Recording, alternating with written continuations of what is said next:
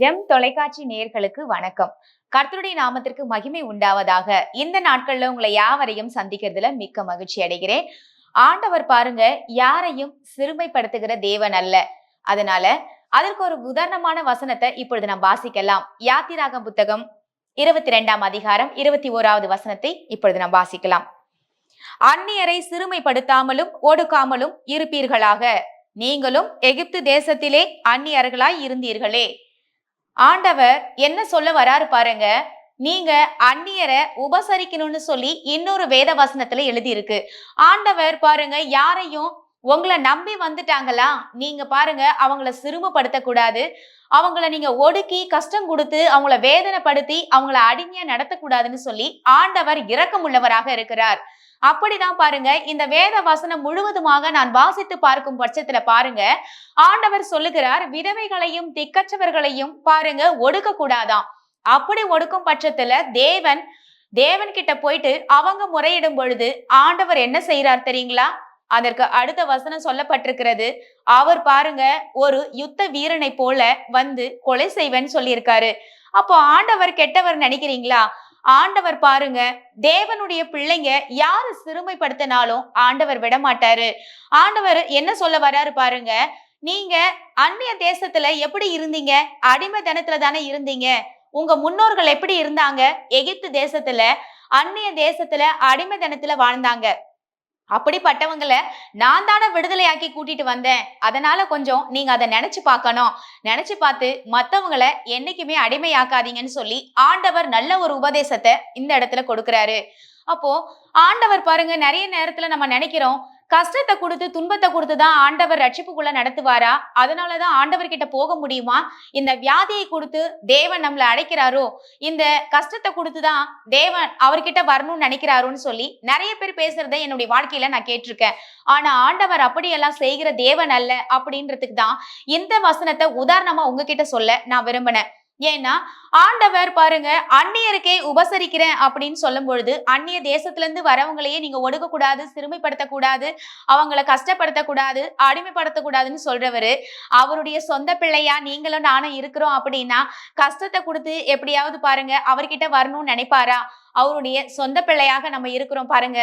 என்னைக்கு இயேசு கிறிஸ்துவை நீங்க உங்க சொந்த ரட்சகரா ஏத்துக்கிட்டீங்களோ அன்னையில இருந்து நீங்க அடிமைத்தனத்தின் ஆவியை பெறாமல் புத்திர சுவிகாரத்தின் ஆவியை பெற்றுக்கொண்டீங்க.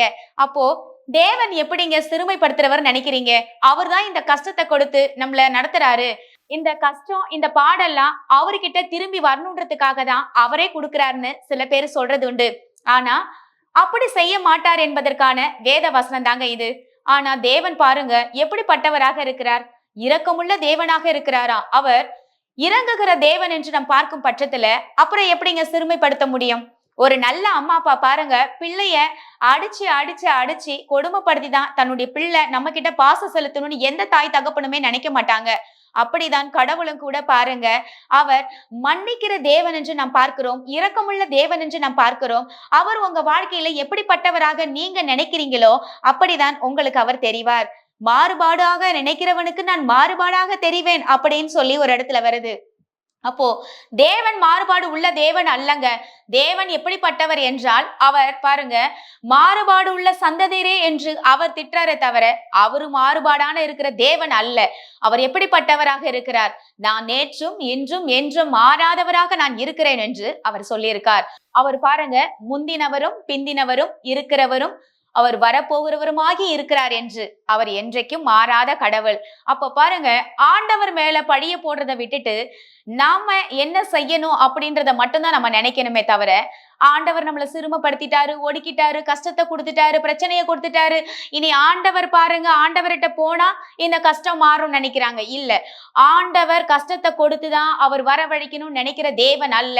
அவர் உங்களையும் என்னையும் தன்னுடைய சொந்த பிள்ளையாக ஏற்றுக்கொண்டு அவர் மன்னித்து அவர் அண்டையில் சேர்த்து கொண்டு அவருடைய ஆசீர்வாதத்துக்கு சுதந்திரவாளியாக உங்களையும் என்னையும் வைத்திருக்கிறார். அப்போ நாம அவருடைய பிள்ளைன்ற ஒரு நினைப்போட வாழணுங்க. அதை விட்டுட்டு அடிமைத்தனத்துல வாழ்ற மாதிரியே இன்னும் உங்க மைண்ட் செட்டை வச்சிருந்தீங்கன்னா அதை இன்னைக்கு நீங்க கழட்டி போடணும். அப்பதான் உங்க வாழ்க்கையில ஆசீர்வாதம் பாருங்க ஏன் வரல நினைச்சுக்கிட்டு இருக்கீங்க, இனி வரப்போகுது. அதற்காக நம்ம ஜெபிக்கலாமா? அந்த மைண்ட் செட் மாறணுங்க. மாறினாதான் அந்த பிளஸிங்குள்ள நம்ம போக முடியும். வாங்க ஜெபிக்கலாம். எங்கள் அன்பும் இரக்கமும் நிறைந்த நல்ல தகப்பனே, நாங்கள் உம் மண்டையில் வருகிறோம் சுவாமி.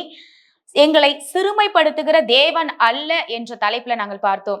எங்களை சிறுமைப்படுத்தி கஷ்டப்படுத்தி நாங்க அந்நியரா இருந்தோம், தேவனை அறியாதவர்களாக இருந்தோம். அந்நியரா இருக்கிற எங்களுக்கு நீங்க ஒரு உபதேசத்தை கொடுத்தீங்கப்பா. அந்நியரா இருக்கிற எங்களை நீங்க ஒடுக்க கூடாது, சிறுமைப்படுத்த கூடாது, கஷ்டப்படுத்த கூடாது என்று நீங்க எங்களுக்காக ஆண்டவரே ஒரு கண்டிஷன்ஸை வச்சீங்க. ஏன்னா நீங்களும் அப்படித்தானே இருந்தீங்க. ரட்சிக்கப்பட்ட பிள்ளைங்க ஏற்கனவே நீங்க அடிமைத்தனத்துல இருந்து தானே நான் உங்களை கூட்டிட்டு வந்தேன். அதனால இவங்களையும் ஒடுக்காதீங்க நீங்க சொன்னீங்க. அதனாலதான் பாருங்க, கோரேசு ராஜா வலது கரத்தை பிடித்து கொண்டு நீங்க ஆண்டவர் வாக்கு தத்தத்தை கொடுக்குறீங்க. உனக்கு முன்னே போய் நான் கோணல் அவைகளை செவைப்படுத்துவேன். அப்போ நீங்க அந்நியரை உபசரிக்கணும்னு சொல்லியிருக்கீங்க. அப்பா நீங்க ரொம்ப நல்லவரா இருக்கீங்க தகப்பனே. நீ நல்லவரும், நீர் மாறாதவரும், நீர் கிருபை நிறைந்தவருமாய் இருக்கிறீர். ஆண்டவரே, எங்களுக்கு அந்த எண்ணத்தையும் நீர் எப்படிப்பட்டவர் என்று அறிந்து கொள்ளுகிற ஞானத்தையும் கொடுத்து எங்களை வழி நடத்தும்படியாக நாங்கள் செபிக்கிறோம் ஜீவனுள்ள நல்ல தகப்பனே. ஆமேன். கர்த்தர் நம் அனைவரையும் ஆசிர்வதிப்பாராக. God bless you.